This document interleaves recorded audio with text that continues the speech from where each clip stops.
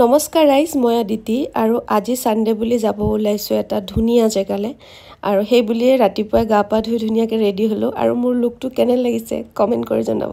So আজি প্ৰথমবাৰৰ বাবে মোৰ লগৰজনীক আপোনালোকক দেখাম ভিডিঅ'ত চাই থাকিব।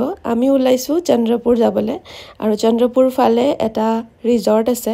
এখন বুলি নহয় বহুত কিখন ৰিজৰ্ট আছে, বাট আমি যোনখনত গৈ আছো সেইখনৰ নাম হ'ল লেক ভিউ ৰিজৰ্ট আৰু আছে চাগে নামটো প্ৰপাৰ নাজানো, বাট যিমান জানো লেক ভিউ ৰিজৰ্ট বুলিয়ে জানো।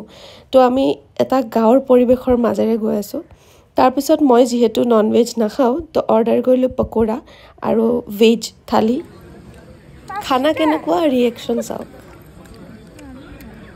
আৰু এয়া খাই বৈ উঠি ধুনিয়াকে ফটোশ্বুট কৰিবলৈ গ'লো আৰু ওপৰৰ ফালে অলপ জায়গা আছিল, এনেকুৱা কি ধুনিয়া চাওকচোন জায়গাটো।